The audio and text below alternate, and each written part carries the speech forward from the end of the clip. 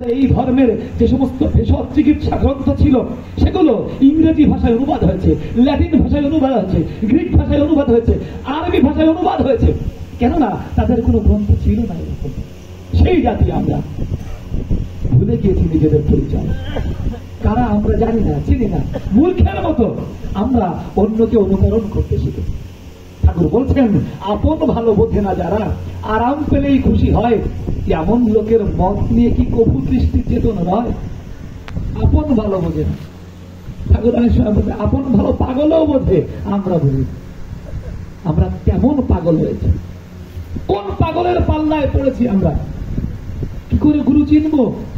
গুরু চিনতে গেলে তো আমার নিজের মধ্যে গুরু খোঁজার আকুতিটা আসবে আগে।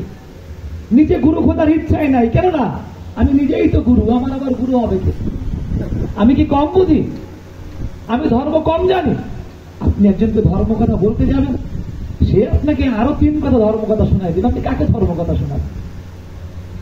কেননা আমার নিজে ধর্ম করার ইচ্ছা না, এই ধর্মের জন্য করার কোনো ইচ্ছা না। আজকে হিন্দু সমাজের সব থেকে বড় সমস্যা কোথায় জানেন? হিন্দু সমাজে ধর্মের বক্তা অনেক, বক বক করার লোকের অভাব নাই, কিন্তু করার লোকের অভাব। এই জাতিটার জন্য, এই ধর্মের জন্য, এই সমাজের জন্য কেউ করতে চায় না, করেও না। আজকে সামনে যে কজন বসে আছেন একবার হাত উঁচু করাবো, এর মধ্যে এই গ্রামের কয়জন আছেন? হাত উঁচু করেন তো। সামনে যে কজন আছেন এই গ্রামের কয়জন আছেন? 1 জন, 2 জন, 3 জন। এই সামনে যে কজন লোক, এই কয়জন লোক ভক্তের লক্ষণ। কেন বলছি? মন খারাপ করবেন না। ভক্ত কখনো ভগবানের সামনে চেয়ারে বসে না, থাকলেও বসে না। আমরা কুরুক্ষেত্রের যুদ্ধে আমরা দেখেছি, যখন শ্রীকৃষ্ণকে পাওয়ার জন্য দুর্যোধন এবং অর্জুন দুজনকেই নিমন্ত্রণ করা হয়েছে। দুর্যোধনকে এবং অর্জুনকে দুজনকে নিমন্ত্রণ করা হয়েছে। যে আগে আসবে আমি তার পক্ষে যাব। আগে গেল কে? দুর্যোধন। কিন্তু বসলো কোথায়? চেয়ারে। দেখেন, চেয়ারের গল্প আজকে না, বহুদিন আগের থেকে গল্প। দুর্যোধন বসলো কোথায়?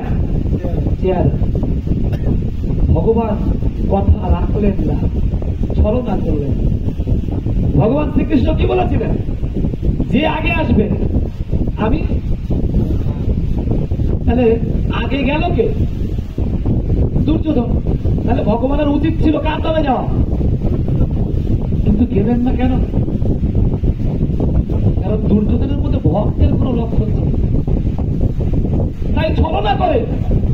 যার মধ্যে ভক্তি নেই তার কাছে যাওয়ার কোন অধিকার আমার নেই। আর তাই ভক্তি যার আছে, অর্জুন যখন এসে দেখলো ভগবানের চরণের পাশে থেকে ফাঁকা জায়গা আছে, আমি ভগবানের চরণের কাছে বসবো, অন্য কোথাও বসার আমার অধিকার। কেন এ কথা বলছি? এই গ্রামের মানুষ তারা থাকবে সামনে, তারা সামনে বলে যাবে, বলছে সারাদিন অনেক কাজ, এসে দেখি কি কাজ করতেছে, বাপরে বাপ। মানে যে বাসায় আসলাম নাম টাম বলবো না, সব শুধু কাজ করেই যাচ্ছে। একটা দিন কাজ না করলে কি হয়? আপনি বলতে পারেন কালকে আপনি বাঁচবেন? এখানে যারা আসছেন কেউ বলতে পারেন আমি কালকের দিন বাঁচবো? 1 সেকেন্ডের গ্যারান্টি নেই। কিসের কাজ করেন? কার জন্য কাজ করেন? আজ বাদে কাল যার গ্যারান্টি নেই। আপনি কি করবেন নিজেই জানেন না। একটু বলছিলাম যে পলানো বুদ্ধি হিন্দু জাতি। কি হচ্ছে? এই হচ্ছে, এই ওখানেই হচ্ছে, পলায় যাও। কোথায় পলাবে? আপনি পলায় ইন্ডিয়ায় চলে গেলেন, মরবেন না? মরার পরে আবার জন্মাবেন না? জন্মাবেন না। হিন্দু তো, মুসলমান একবার মরে, আর হিন্দু কয়বার মরে? আমাদের পুনর্জন্ম আছে না? তাহলে মরে আবার কি করবো? জন্মাবো। আপনি পলায় গেলেন ইন্ডিয়া, বুঝলেন? আবার এদেশে জন্মাবেন, কি লাভ? আবার বলাবেন? এটা সমাধান না। কথা বুঝতে হবে সমাধান কোথায়। যে শক্তি আপনার মধ্যে আছে, আপনার মধ্যে কি আছে? তাদের বলছে তুমি বলো না তুমি ভীরু, বলো না তুমি কাপুরুষ, বলো না তুমি দুরাশয়, পরম পিতার দিকে নজর করো, আবেগ ধরে বলো ওগো আমি তোমার সন্তান। সন্তান, আমার আর জড়তা নেই, আমার আর দুর্বলতা নেই, আমি আর কাপুরুষ নই, আমি আর তোমাকে ভুলে নরকের দিকে ছুটে যাব না, আর তোমার জ্যোতির দিকে পিছন ফিরে অন্ধকার অন্ধকার বলে চিৎকার করবো না। আমরা চিৎকার করছি অন্ধকার অন্ধকার বলে। কেউ ঘরের মধ্যে একা একা চিৎকার করে, কেউ পরিবারের মধ্যে চিৎকার করে, কেউ সমাজের মধ্যে চিৎকার করে, কেউ রাষ্ট্রের মধ্যে চিৎকার করে, হাহাকার করে মরে চলেছে। আমরা জীবনের সন্ধান পাচ্ছি না, জীবনের সন্ধান চাই না, পাবো কি করে? জীবনের সন্ধান চাইতে গেলে জীবন যিনি দিয়েছেন তাকে চিন্তা করতে হয়, তাকে একটু ভাবতে হয়, তার কথা একটুখানি মনে করতে হয়, আজকের দিনটা তার জন্য উৎসর্গ করে দিতে হবে। কি হতো একদিন কাজ না করলে? কতটুকু ক্ষতি হতো? এই ক্ষতির চিন্তা করে হিন্দু জাতি দিনের পর দিন নিঃশেষ হয়ে গিয়েছে। আর ক্ষতির কথা চিন্তা না করে একই নিয়ামতপুর বাজারে, একই ছাত্রা বাজারে দেখবেন পাশাপাশি দুজন দোকান দিচ্ছে, একজন মুসলমান একজন হিন্দু। মুসলমান ঠিকই 5 বার নামাজ পড়ছে, নামাজের সময় ও দোকানটা বন্ধ করে চলে যাচ্ছে, যাচ্ছে না যাচ্ছে না? ওর ব্যবসা লস হয়, ব্যবসা আপনারটাই লস হয়। সন্ধ্যার সময় খদ্দের অনেক আসে, ও নামাজ পড়তে যাচ্ছে, হিন্দু ভাবছে এই সুযোগে ওর খদ্দের গুলো আমি নেব। এত সোজা না খদ্দের পাওয়া। খদ্দের মালিক যিনি, তিনি যদি খদ্দের না দেন আপনি কাকে খদ্দের দেওয়া? তার মানে কি? তার মানে মুসলমান ধর্ম ভালো, আমাদের ধর্ম খারাপ? না গো, ধর্ম তো সব জায়গায় এক। আমি আমারটা করি না, তাই আমি আমার ফল পাই না। আমার ভালো স্কুল, কিন্তু আমি ভালো স্কুলের খারাপ ছাত্র, কি লাভ? কোনো লাভ নেই। আমার যা কিছু আছে তা যদি আমি না ধরে রাখি তাহলে কোনো লাভ হবে না। কি হবে? কানার মতো হাত দিয়ে বেড়াবে। বেদ বিধির পথ শাস্ত্র কানা, আর কানা দরকার নেই। ও নামা এসব দেখি কানার হাট বাজার, এসব দেখি কানার হাট বাজার। কানার হাট বাজারে বসে আমি নিজে কানা, আর সামনে যেগুলো দেখাচ্ছি পথ, সেগুলো যদি কানার পিছন পিছন দেখে কই যাবে? আমি কানা, আমি যাব কই? আমি যাব ঢাকা। এখন ঢাকার রাস্তায় না দিয়ে আমি ফাঁকার রাস্তায় যাচ্ছি। আবার আমার পিছন পিছন যারা যাবে তারা কই যাবে? তারাও ফাঁকায় পড়বে। সমস্যা হয়ে গেছে। গোড়ায়, গাছের গোড়ায় যদি পোকা ধরে, গাছের আগায় বিষ দিয়ে বিষটা ঢালতে হবে গোড়ায়। আমাদের গোড়ায় গলদ, তাহলে গোড়ায় যদি আমি ঠিক না করি তাহলে মূল জায়গা ধরা যায় না। আজকে আমাদের জাতিগতভাবে গোড়ায় যে গলদ জন্মাচ্ছে, সেই গোড়ার গলদ ঠিক করার জন্য যুগপুরুষোত্তম জন্মগ্রহণ করেন, অন্য কোনো কারণে না। গোড়ার গলদ মানে আমাদের চিন্তার গলদ, আমাদের ভাবনার গলদ। নতুবা গুরুতত্ত্ব তো এক। কোন গুরুর সাথে কোন গুরুর কোন বিরোধ থাকে না কখনো, কোন নামের সাথে কোন নামের কখনো বিরোধ থাকে না, কোন ধর্মের সাথে কোন ধর্মের কখনো বিরোধ থাকে না। যদি বলেন সব যদি এক হয় তাহলে আপনার ঠাকুরের দীক্ষা কেন নিব? কি লাভ আমার ঠাকুরের দীক্ষা নিয়ে? কি লাভ আমার এই নাম করে? কি লাভ আমার এই পথে চলবে? কোনো লাভ নেই। তাহলে কেন? এর বাইরে আর কোনো লাভ নেই। মানে এর বাইরে আমি যা কিছু করছি ঘুরে ফিরে আমি এই করছি, কিন্তু আমি বুঝতে পারছি। যেমন ব্যাপার, ছেলে শিক্ষিত হয়ে ফিরেছে, ইংরেজিতে ছাড়া কথা বলে না, বহুদূর এই গরমের রোদে হেঁটে হেঁটে হেঁটে বাড়ি আসছে, এসে বলছে মা ওয়াটার ওয়াটার দাও। আর মা তো আর ওয়াটার বোঝে না। মা বলছে বাপ তো খারাপ লাগছে, বাতাস করছে, ওয়াটার ওয়াটার ওয়াটার ওয়াটার বলতে বলতে গলা শুকায় মরে যাচ্ছে। জল আর বল কি জানো? শেষ পর্যন্ত যখন গলা একদম শুকা যায়, আর জল আনো জল, এতক্ষণ বলবে না জল। আমাদের অবস্থা কিরকম না, যে আমরা নিজেরা যা একবার বুঝে ফেলেছি তা আমার প্রাণের জায়গা কিনা, তা আমার প্রাণের মানুষ বোঝে কিনা, তা দিয়ে আমার জীবন উদ্ধার হয় কিনা তা আমরা বোঝার চেষ্টা করি না। আর তা বোঝার চেষ্টা না করে আমরা নিজের ইচ্ছা মতো ধর্মটাকে জানিয়ে ধর্মের ইচ্ছা মতো নিজে না চলে প্রতি মুহূর্তে নিজের বিপদ থেকে আছে। কি বলছিলাম যে আমরা এখানে যে কটা লোক ছিলাম, এই কটা লোক আমরা এই গ্রামের লোক। এই গ্রামের প্রত্যেকটা পরিবার যদি ভালো থাকে, পুরো গ্রামটা ভালো থাকে। পুরো গ্রামটা ভালো থাকার জন্য, ওই প্রত্যেকটা পরিবারের ভালো থাকার জন্য আমরা কি কম চেষ্টা করি? এই গ্রামের প্রত্যেকটা গৃহস্থী যারা, প্রত্যেকে আপনারা নিজেদের সংসার সাজানোর চেষ্টা করেন না? কেউ কি সংসার গোল্লায় দেওয়ার চেষ্টা করে? কেউ কি এমন কাজ করে যাতে আমার সংসার শেষ হয়ে যায়? সবাই চেষ্টা করে উন্নতির জন্য, ঠিক না ভুল? এটাই ধর্ম। কিন্তু ঠাকুর বলছেন তুমি জানো না কি করে সংসার আকার হয়, সংসার কি করে করতে হয় তা তুমি শেখনি। এই সংসার ধর্ম শেখানোর জন্য তারা, আমরা বহু গুরু পেয়েছি পৃথিবীতে, কিন্তু সংসার ধর্ম শেখানোর গুরু আমরা পাইনি। যদি বলেন সংসার ধর্ম শেখানোর জন্য আমার গুরু দরকার হয়, আর সংসার ধর্ম এত গুরুত্বপূর্ণ, এ কথা আপনি কেন বলছেন? আমি বলছি না, ভাগবত বলছে। ভাগবত বলছে কলিযুগের শ্রেষ্ঠ ধর্ম গারস্থ ধর্ম। ভাগবত পড়ে দেখেন, যদি মিথ্যা বলি তখন বলবেন। ভাগবতে বলছে কলিযুগে ঘর ছেড়ে ধর্ম হবে না, কলিযুগে ঘরে ধর্ম করতে হবে। মানে পরিপূর্ণ সংসারে থেকে পরিপূর্ণ সংসারী হয়ে কি করে ধর্ম করা যায়, সেই বিধান কলিযুগের বিধান। আমরা সেই বিধান পরিপূর্ণরূপে এতদিন পাইনি। সেই বিধান দেওয়ার জন্যই ঠাকুরের আসা, অন্য কোনো কারণে না। আর সেই বিধান দেওয়ার জন্য তিনি এসে তিনি আমাদের ধর্মের বহু পুরনো পুরনো পুরনো পুরনো নিয়ম সেগুলোকে নতুন করে দিয়েছেন। এই আলাদা কিছু না।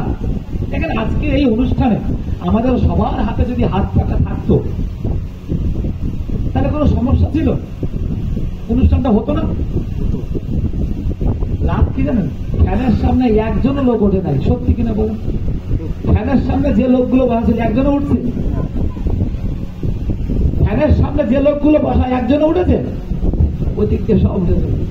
মানে আগের যুগের সিস্টেম তো কতক্ষণ চালানো যায়, কিন্তু এটা এই আধুনিক যে আমি ইচ্ছা না করলেও এর নিচে বসে থাকতে আরাম লাগে, সহজ, আর কিছু।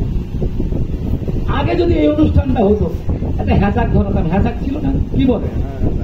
হ্যাঁ, ঠাকুরের সামনে মানে হয়তো এদিকে একটা কুপি থাকতো, ওদিকে এই দিয়ে দিয়ে মোটামুটি অনুষ্ঠান হতো।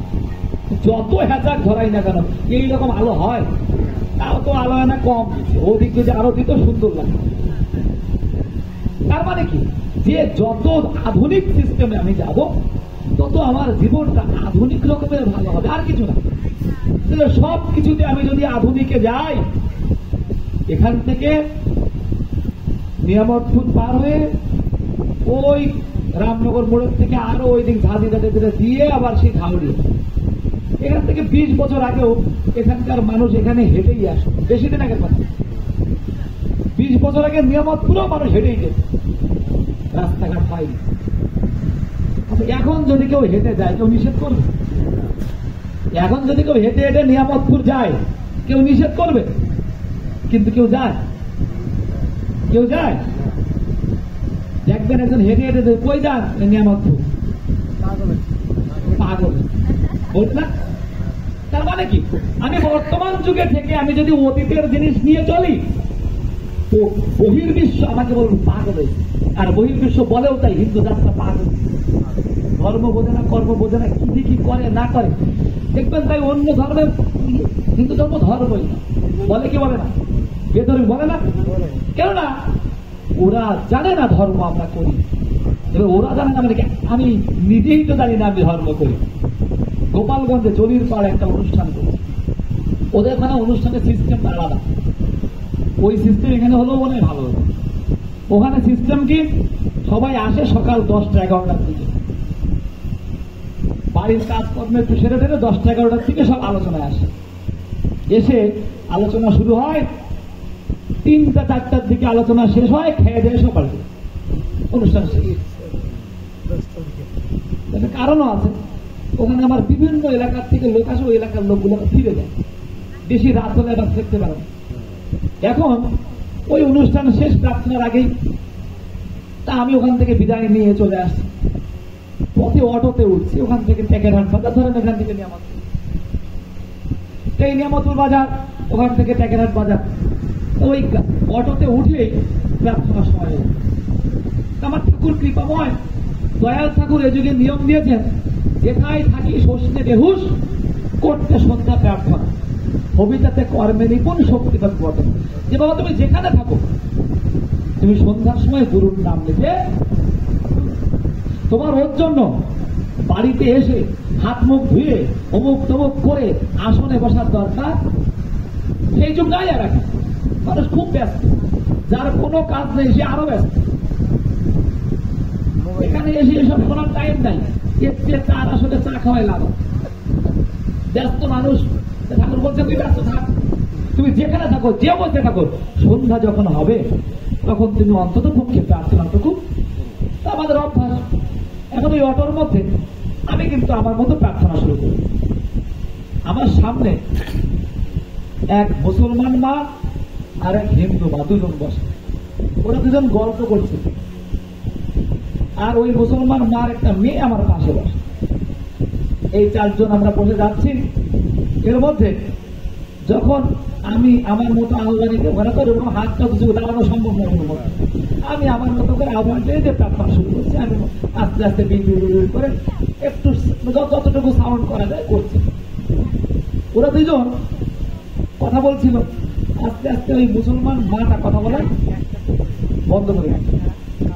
এবং তাই না, ওই হিন্দুটা যখন কথা বলছে ও তখন থামাইতে বলছে থাম থাম, কেন ও বুঝতে পারছে যে তিনি কিছু একটু ধর্মকর্ম করছে। আমার হিন্দুরা সম্মান দিল না, ও কিন্তু বক বক করে যায়। মুসলমানকে থাম থাম থাম, চুপচাপ একটু থামলো। যখন প্রার্থনা শেষ হলো তখন আমি যখন প্রার্থনা শেষ হয়ে গেছে, হ্যাঁ, তখন ওই মুসলমান বলছে আপনি তখন কি করলেন? আমি প্রার্থনা করলাম। আপনারা যেমন নামাজ পড়েন ওরকম আমাদের হিন্দুদের প্রার্থনা করতে, আমি সেই প্রার্থনা করলাম। বলে আপনি কি বলেন? বলে কেন, আমি কোনো ভুল বললাম? বলে আমি তো জানি হিন্দুদের সব প্রার্থনা বলে কিছু নাই, হিন্দুরা বছরে একবার পুজো করে, ওতেই সব ধর্ম হয়ে যায়। একটা মা, তার বয়স প্রায় 50-এর মতো, সে 50 বছরে জানতে পারেনি হিন্দু জাতির প্রার্থনা বলে কিছু আছে। এমন জাতি আমরা, এমন ধর্ম পালন করি আমরা। আসলে তো নাই। কোথায় ধর্ম, কোথায় প্রার্থনা? কে প্রার্থনা শিখিয়েছে আমাদের? বেদ উপনিষদের নামগন্ধ আমাদের মধ্যে নাই। দয়া করে ঠাকুর এ যুগে সবার জন্য ওই শাস্ত্র গ্রন্থের মন্ত্রগুলো দিয়ে প্রার্থনা বাধ্যতামূলক করেছেন। আপনার সৎসঙ্গে দীক্ষা নেওয়ার দরকার নেই। আপনি 1 মাস টানা সকাল সন্ধ্যা প্রার্থনা করেন। সৎসঙ্গের যে প্রার্থনার বই, ওর মধ্যে কোথাও ঠাকুর অনুকূল চন্দ্রের বন্দনা নাই। এমন নাই যে জয় অনুকূল অনুকূল বন্দনা করি, অনুকূল তোমাকে নমস্কার করি না। জগতে যা যা এই হিন্দু ধর্মে, সনাতন ধর্মে ছিল, এমনকি ওই খ্রিস্টান, বৌদ্ধ, মোহাম্মদ, অমুক তমুক যা কিছু আছে, সবাইকে নিয়ে সামগ্রিক পরিপূর্ণ বেদ যেমন সবাইকে স্বীকার করে, উপনিষদ যেমন সর্ব আত্মায় বিরাজিত পরমাত্মাকে খুঁজে পাওয়ার চেষ্টা করে, শিখ সনাতন ধর্মের সেই মূল তালাকে রক্ষা করে সেই প্রার্থনা যা বৈদিক সমাজে ছিল, দাপর যুগে ছিল, ত্রেতা যুগে ছিল, এই কলির জীব হারিয়ে ফেলেছে, সেই হারানো প্রার্থনাকে ঠাকুর ফিরাই দিলেন। আর তাই যখন কেউ কেউ করে তখন মুসলমানরা বলে ও বাবা এ আছে, আমরা তো বুঝতাম হিন্দুর এগুলো নাই। আর কতদিন এরকম করে নিজের ধর্মটাকে নিজে পালন না করে আরেক জাতির কাছে ছোট হবেন? কতদিন? খারাপ লাগে না নিজেদের মনের মধ্যে? এতটুকু বিবেকে দংশন যায় না? কাদের পুত্র আমরা? এই আর্য ঋষির বংশধর। ঠাকুর বলছেন ঋষির ছেলে আর্য তোরা, গোলামি বুদ্ধি তোরাই ফেরা। আজীবন গোলাম হয়ে থাকতে ইচ্ছে করে। কে কিছু দেবে না দেবে? একটা পাড়ায় 3 জন মুসলমান যখন হয়, দেখবেন 3 দিনের দিন একটা মসজিদ খাওয়া যায়। আমাদের 3 জন হিন্দু হলে একটা চার দোকান, আর দোকানে গিয়ে প্রার্থনা বাদ দিয়ে সন্ধ্যার সময় আড্ডা দেয়। আর 3 মুসলমান একসাথে কি করে? কি করে? মসজিদ যায়। মসজিদটা প্রথমে কিরকম দেয়? ছোট বেড়া টেড়া মাটি দিয়া দিয়া দিয়ে দিয়ে দেখবেন 1 মাস 2 মাস 1 বছর 2 বছর 5 বছরের মধ্যে ওই মসজিদে আস্তে আস্তে আস্তে আস্তে টাইলস হয়ে যায়। কে দেয় টাকা? শেখ হাসিনা দেয়, খালেদা দিয়ে দেয়, না ডক্টর ইউনূস দেয়? কে দেয়? হ্যাঁ, ওই 3 জনই দেয়। ওই 3 জনই প্রতিদিন দেয়। আজকে 1 টাকা, কালকে 2 টাকা, কালকে 5 টাকা, যখন তার মনে যেটুকু শান্ত দেয়। এরপরেও বছরে আবার একবার জাকাত দেয়। এত দিয়েও তার প্রাণ কাঁদে যে আমি দিতে পারলাম না কিছু। ওই দেওয়াটাই ধর্ম, আর আমাদের দেওয়া ধর্ম না। আমরা কি করে জানেন? যখন ঠাকুরের এখানে এসে প্রণাম করে টাকাটা দিই, বাড়ির থেকে আসার সময় 500 টাকার নোট হাতে পেলে না, এটা তো দেওয়া যায়। এত বড় টাকা ঠাকুরকে দেওয়া যায় না। 100 টাকা না, 20 টাকা না, 10 টাকা না, 5 টাকা, 2 টাকা থাকলে 2 টাকা নেই, 2 টাকা নাই, 2 টাকা নাই, আজকে 5 টাকাই দেওয়া লাগবে, দিলাম 5 টাকা, 10 টাকা। এরপরও কি করি? অনেকগুলো 10 টাকা, যে নোটটা ছেড়া ওই নোটটা দিই। কেন জানেন? ওটা তো ভ্যান আলাদা দিলে ভ্যান আলাদা ফেরত দেবে, ঠাকুর তো ফেরত দিতে পারবে না।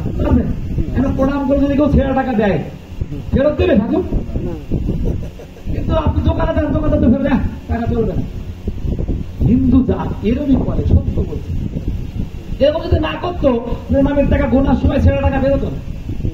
আমি বলছি না সবাই করে, এরকমই করে। আবার এরকম যদি না করতো, একটা প্রণামের থালায় 100 টাকার নোট দেখা যায়, 100 টাকা দেখা যায়। আবার কেমন জানো? 100 টাকার নোট যায় দিয়ে গুনে গুনে আবার 90 টাকা নিয়ে নেবে, 10 টাকায় যায়।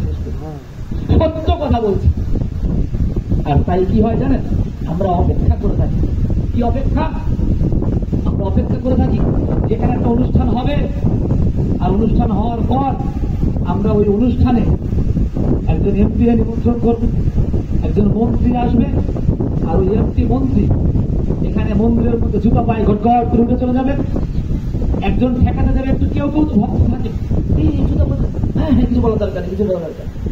মানে মন্ত্রী জুতা পাইতে উঠে যাচ্ছে, আমার কিছু বলার দরকার নেই। কোথায় মন্ত্রী? আমার পবিত্র জায়গায়, আমি কিছু বলছি না, কারণ আমার কাছে পবিত্র না। আমার লোক কোথায়? মন্ত্রী যখন আলোচনায় উঠবে, আমি এই মন্দিরের জন্য 10,000 টাকা, আমরা খুব খুশি। কি দাম?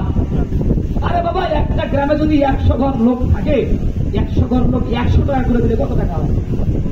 10,000। কিন্তু আমরা 100 ঘর লোক 100 টাকা করে দিই। এই অঞ্চলে প্রত্যেকটা গ্রামেই, যে গ্রামে অন্তত পর্ব না, একটা করে মণ্ডপ আছে কিনা? কোন কোন গ্রামে আমি 2টোও দেখেছি। আমি তো প্রথমে বুঝি নাই। আমি যখন প্রথমে এই অঞ্চলে বিয়ে করলাম, বিয়ের পরে 22 জায়গায় ঢিপ মারা লাগছে। আমার ঢিপ মারা বুঝুন, আমি অবাক হয়ে গেছি যে কই আর কই যে প্রণাম নিজেই বুঝি না। এখন নতুন নতুন জামাই, কারণ আমি তো বুঝতে পারছি না। একটা মাটি উঁচু, তার একটা প্রণাম করে করলাম। আবার এক জায়গায় তো সেখানে একটা প্রণাম করে। আমার এক পাড়ার মধ্যে কথা, একটা পাড়ায় 22টা জায়গায় আমি প্রণাম করলাম। এইবার প্রণাম করার পর যে ব্রাহ্মণ আমার বিয়ে পড়ানো জিজ্ঞেস করলাম যে প্রণাম করলাম কাকে, উত্তর দিতে পারে বলছে কাকে প্রণাম করলাম, না কোন দেবতা? উত্তর নাই। বলে এটা তো দেয় সবাই, কি জানায় আন্দাজে আমি প্রণাম করবো, যার ইতিহাস নাই, ঐতিহ্য নাই, ইয়া নাই। বহু কষ্টে আমি আবিষ্কার করলাম কোন এক সময় শিবলিঙ্গের পূজা ছিল। ওই শিবলিঙ্গ হতে হতে হতে যখন ঢিপি হয়ে পড়ে আছে, ওটা শিবেরই পূজা। ওর সাথে মঙ্গলচণ্ডী যোগ হয়ে এই মোটামুটি একটা জোড়াতে আকারে একটা কিছু হয়েছে। এখন আমার কথা সেটা না হোক, এটা কোনো আপত্তি নেই। এক একটা মণ্ডপে যে পরিমাণে জমি আছে, তা প্রত্যেকটা মণ্ডপে সোনার মন্দির করা যায়। যতদিন ধরে এই মণ্ডপগুলো এতদিন ধরে পড়ে আছে, হয় না। সারা বছর ধরে যেটুকু যা হয় নিজেরাই খেয়ে দিয়ে আবার শেষ করে। বাস্তবতার কথা বলছি, আমরা আমাদের নিজেদের জায়গায় দিতে শিখিনি, ধর্মের কাছ থেকে নিতে শিখেছি। কেউ যদি কোন একটা জায়গা থেকে শুধু নেয়, ধরেন আপনার ব্যাংক ব্যালেন্স আছে 2 কোটি টাকা, এই 2 কোটি টাকা আপনার জমানো সম্পত্তি, আপনি ওই 2 কোটি টাকা থেকে নিতেই থাকতেন, শুধু খরচ করেন। কতদিন করবেন? যখন টাকা শেষ হয়ে যাবে কি হবে? টাকাটা যখন শেষ হয়ে যাবে কি হবে? ধস করে পড়ে যাবে, মানে টাকা আর নাই, পতন হয়ে যাবে। আমাদের হচ্ছে না। দেখেন, চিন্তা করি, আমরা দুর্গা পূজা করি না কেন করি? দুর্গা কিসের দেবী? শক্তির দেবী। দেখো, দুর্গা পূজা করে তো শক্তি হয় না। শক্তি যদি হতো তাহলে মনের মধ্যে শক্তি ভাব নিয়ে আমরা থাকতে পারতাম। এদেশে পারছি না তো। মনের মধ্যে দুর্বল দুর্বল ভাব। তাও তো বহুদিন পরে একটা সংখ্যালঘু দল হয়েছে শুনলাম, বাংলাদেশ কি মাইনরিটি জনতা পার্টি একটা হ্যাঁ, এই বহু মানে বাংলাদেশের ইতিহাসে এই প্রথম নাকি একটা রকেট মার্কা হয়েছে হিন্দুদের দল। কি জানি কেমন কি হয়েছে না হয়েছে তাও জানি না। কেন বলছি, আমাদের এত দুর্গা পূজা করি, এত কালী পূজা করি, তা কই শক্তি তো হয় না। তা মা কালী বোঝে না। আমাদের ওখানে একজন তার বাড়িঘর বিক্রি করে দিয়েছে মুসলমানের, বিক্রি করে দেওয়ার পর ওই বাড়িতে একটা কালীর মন্দির ছিল, বুঝলেন তো? এখন সে তো বিক্রি করে দিয়ে অন্য জায়গায় বাড়ি করে দিচ্ছে। এখন ওই মুসলমান ও কি করবে? ও তো ওর মতো রকমের বাড়িঘর সাজাবে, ও কালীর মন্দির ভেঙে ভেঙে দিয়ে মন্দির সময় তো বিক্রি করে গেছে। ও সব ভেঙে চুরে দিয়ে সব এক করে ওর মতো রকম। মন্দির ভাঙার পরের দিন থেকে ওই যার বাড়ি বিক্রি করেছে তারে মা স্বপ্নে দেখাচ্ছে। মা কালী স্বপ্নে দেখাচ্ছে কাকে? যে বাড়িটা বিক্রি করছে। এই তুই আমার বিক্রি করে দিলি, আমার মন্দির ভেঙে দিল, তুই আমার এটা করিস, আমার আবার ঠিক করে দে। একদিন দেখ, তা তো ভয়টাই পেয়েছে। পরের দিন আবার দেখ। 3 দিনের দিন স্বপ্ন যখন দেখা দিচ্ছে, মা কালী বলছে, ও মা, আমি তো তোমার মন্দির ভাঙি, বিপদে পড়ে ওখানটা চলে আসছি, তাই তোমার মন্দির যে ভাঙছে তার ক্ষতি করো না, আমার ক্ষতি করো। কথাটা বুঝলেন? মা দুর্বল, আমাকে পাচ্ছে, আমাকে দেখা যাচ্ছে আমার উপরই করছে। কেন? যে ক্ষতি করলো তার কিছু করতে পারছে না। কে মা?